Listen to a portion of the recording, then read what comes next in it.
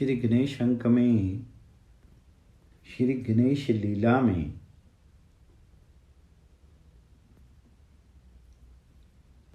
छठे हैं विकट। श्री राधाशाही विष्णु जब जलंधर पत्नी वृंदा के समीप पहुंचे, उस समय उनके तेज से अत्यंत तेजस्वी कामासुर की उत्पत्ति हुई। उसने दैत्य गुरु शुक्राचार्य के यहाँ जाकर के उनके चरणों में श्रद्धापूर्वक प्रणाम किया। दैत्य शुभाकांक्षी शुक्राचार्य ने उसे शिव पंचाक्षरी मंत्र की दीक्षा दे दी। असुर ने पुनः अपने गुरु के चरणों में प्रणाम किया और फिर तपस्या के लिए वन को चला गया।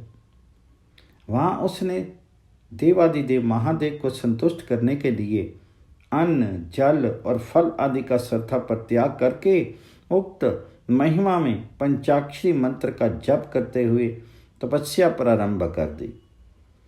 अत्यंत धीर कामासुर ने अनेक कष्ट सहते हुए दिव्य सहस्त्र वर्षों तक कठोरतम तप किया।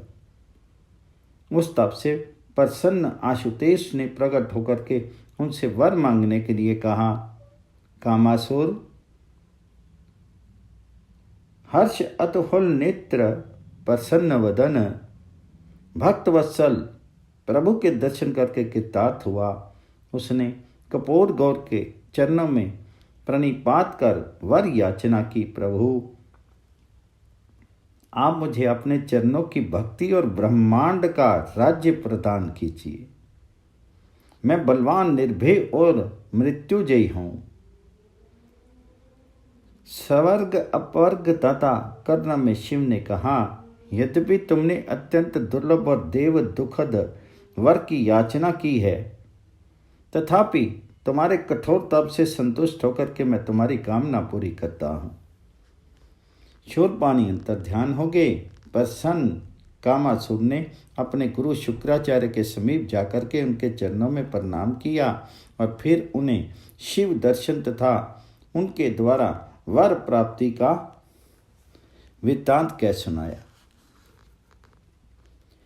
महाशशि दैत्याचार्य ने संतुष्ट होकर के उसका महिषासुर की रूपवती पुत्री तृष्णा के साथ विवाह करा दिया। उक्त मंगल अवसर पर दूर दूर के सभी प्रसिद्ध दैत्यगण एकत्र हुए। उसी समय शुक्राचार्य ने उसे दैत्यराज के पद पर प्रतिष्ठित कर दिया। समस्त दैत्यों ने उनके अधीन रहना स्वीकार किया। कामासुर ने अत्यंत सुंदर रतिद नामक नगर में अपनी राजधानी बनाई। उसके रावण, शंबर, महिष, बलि और दुर्मद ये 5 शूर प्रधान थे। कामासुर इन प्रचंड दैत्यों के साथ सुशोभित होने लगा। महाअसुर ने अपने प्रधान दैत्यों के साथ विचार विमर्श करके पृथ्वी पर आक्रमण कर दिया। उनके तीक्ष्ण अमोघ शरों से धरती के प्राणी व्याकुल होकर के उनके वश में हो गए। फिर वह सर पर दौड़ा। उसके शस्त्रों के सम्मुख देवता भी नहीं टिक सके, सभी उसके अधीन हो गए। वर प्राप्त कामासुर ने कुछ ही समय में त्रैलोक्य पर अधिकार प्राप्त कर लिया। उसने समस्त धर्म कर्मों को नष्ट कर दिया। छल कपट और झूठ सर्वत्र व्याप्त हो गए। स्वाहा, स्वधा और वशत्कार लुप्त हो गए। वर्ण आश्रम धर्म मिटने सा लगा और देवता, मुनि एवं धर्मपरायण जन अतिशय कष्ट पाने लगे। विपत्ति से त्राण पाने के लिए समस्त देवता एकत्र हुए। उसी समय वहां योगी राज मुद्गल ऋषि पधारे। देवताओं ने अर्घ्यपाद्य आदि से उनकी आदरपूर्वक पूजा की। भगवान शंकर ने पूछा, हमें स्थान भ्रष्ट करने वाले कामासुर के विनाश का मार्ग बताइए। मुनिवर मुद्गल ने कहा, आप लोग सिद्ध क्षेत्र म्यूरेश में जाकर के तप करें। वहां आप लोगों के तप से संतुष्ट होकर के स्वयं भगवान गणेश प्रकट होंगे और आपके संकटों का निवारण करेंगे। शिव आदि देवता पावनतम मयूरेश क्षेत्र में पहुंचे। वहां उन्होंने श्रद्धा एवं विधि पूर्वक गणेश की पूजा की। तदंतर वे एकाक्षरी विधान से गणेश की उपासना और गद्य कंठ तथा अश्रुपूरित नेत्रों से उनका स्तवन करने लगे। भक्तवत्सल मयूरेश वाहन गणेश ने प्रकट होकर के कहा, देवताओं वर मांगो, मैं प्रसन्न हूं। देवताओं ने निवेदन किया, प्रभु दैत्यराज कामासुर की क्रूरता से हम सभी देवता स्थान भ्रष्ट हैं और मुनिगण कर्म रहित हो गए हैं। आप हमारी रक्षा कीजिए।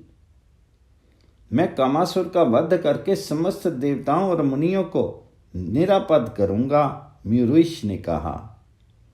तो आकाशवाणी से ये घोषणा सुनकर के कामासुर मूर्छित हो गया।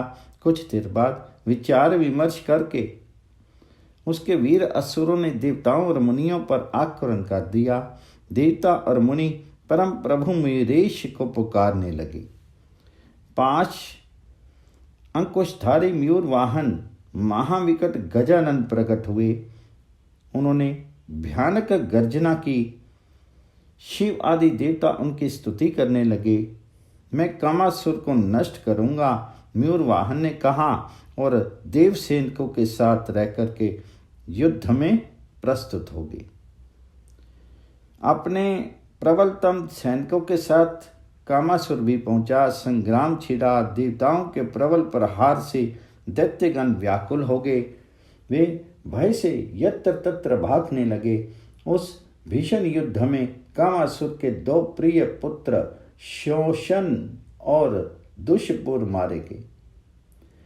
तब अत्यंत क्रुद्ध होकर के कामासुर सम्मुख आया। उसने प्रभु से कहा, मूर्ख, मैंने त्रैलोक्य को वश में कर लिया है।